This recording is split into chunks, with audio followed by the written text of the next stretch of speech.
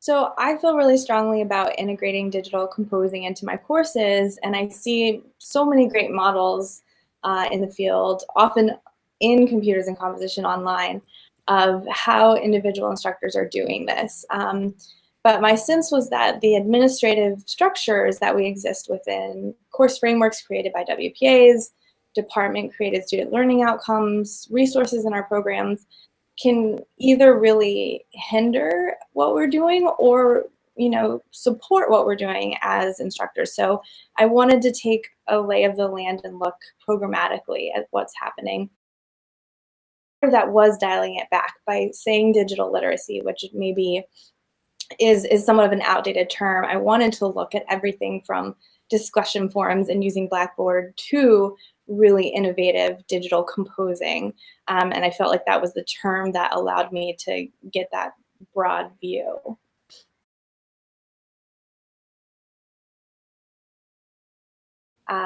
First, for them to have a picture of program level implementations, what's happening, what's not happening, what WPAs tend to value when it comes to technology, how they're making moves forward, how that can be difficult. And then I just want it to be kind of a resource for WPAs who want to think about this, see what others are doing, and also it be a resource for instructors who want to argue for resources or support or to think about how other programs may be supporting these kinds of initiatives.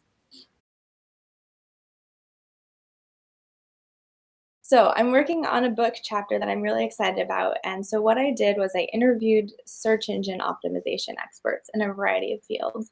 And I talked specifically about on-page optimization. How does search engine optimization potentially affect alphabetic composing? What strategies are specifically useful for English students? And so that book chapter is written, waiting on feedback for it, and I'm really excited for that to come out. And then the other piece that I'm working on is on content strategy. So I actually worked for an AI tech startup, and I started as a content strategist and then worked up to becoming editor-in-chief for them. And I just learned a lot about the occupation of content strategist, which I didn't even know for a long time was a thing. And so my hypothesis is that a lot of people with English backgrounds are actually getting involved in this work.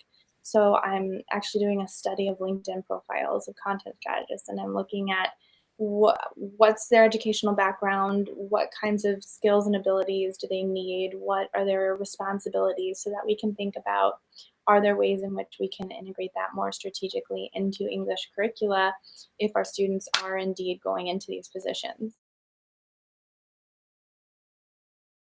So there's a study called writing a ticket to work or a ticket out. It was produced in 2004, I think, by the National Commission on Writing. And I always show it in my classes because it's this really great argument for why writing matters. They prove that writing is a threshold skill for employment and promotion. And it's a huge study in terms of how many people were involved in the surveys and the interviews. I even turn it into a little bit of an infographic. So what I would love to see is kind of a newer version. And if a newer version of this exists, I hope that someone tells me because I have not seen it. Um, Kind of a newer version of that study that looks at what kinds of writing is happening in the workplace, but more specifically, what kinds of digital composing is happening in the workplace. 'Cause I have a sense that a lot of digital composing tasks are converging. We have to become experts in video and content management systems, and um, there's all sorts of skills, even search engine optimization, that I think writers are doing a lot in the workplace now, and I'd just love to see someone find that out for us on a large scale.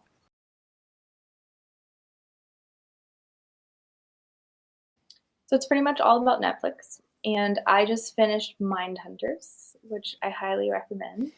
And now I'm moving on to Narcos season 3. and then hopefully catching up on Stranger Things season 2.